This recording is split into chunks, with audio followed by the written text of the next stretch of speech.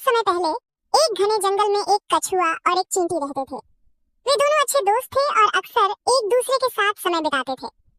हालांकि उनके बीच हमेशा एक बहस चलती रहती थी कि कौन ज्यादा मेहनती और सक्षम है। कछुआ कहता, मैं धीरे चलता हूँ, लेकिन अपनी मंजिल तक पहुँचने में कभी हार नहीं मानता। मेरी मेहनत और धैर्य ही मेरी ताकत है। वहीं चींटी अपनी फुर्ती पर गर्व करती हुई कहती, मैं छोटी हूँ, लेकिन मेरे प्रयास और तेजी के कारण मैं बड़े से बड़ा काम कर सकती हूँ। दोनों की यह बहस लंबे समय तक चलती रही, लेकिन इसका कोई नतीजा नहीं निकला। एक दिन उन्होंने तय किया कि यह पता लगाने के लिए एक रेस आयोजित की जाए कि कौन ज्यादा मेहनती और बेहतर है। रेस की योजना बनी और तय हुआ कि उन्हें जंगल की नदी पार करके एक बड़े पेड़ तक पहुंचना होगा। रेस की खबर पूरे जंगल में फैल गई। जानवरों में उत्सुकता बढ़ गई।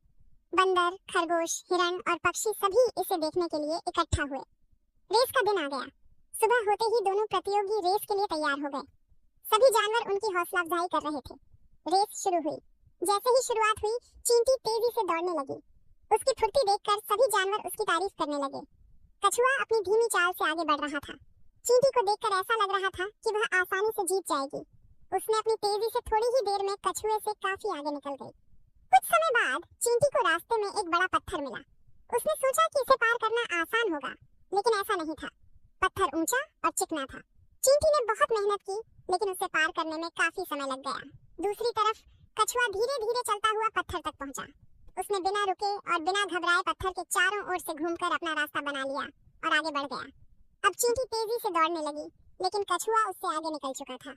दोनों नदी के किनारे पहुंचे। यहीं पर चींटी के सामने एक नई समस्या खड़ी हो गई। उसे तैरना नहीं आता था।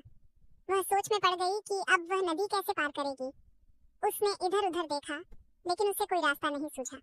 कछुआ, जो तैरने में माहिर था, आराम से नदी में उतरने की तैयारी कर रहा था। चींटी ने कछुए से मदद मांगी। उसने कहा, कछुए भाई, मुझे तैरना नहीं आता, क्या तुम मेरी मदद करोगे? कछुआ मुस्कुराया और बोला, बिल्कुल दोस्त, मैं तुम्हें अपनी पीठ पर बिठाकर नदी पार करा दूंगा। कछुआ नदी में उतरा और धीरे धीरे तैरने लगा। चींटी उसकी पीठ पर बैठी हुई थी। दोनों ने मिलकर नदी पार की। जब वे दूसरी तरफ पहुंचे तो चींटी ने कछुए का दिल से धन्यवाद किया।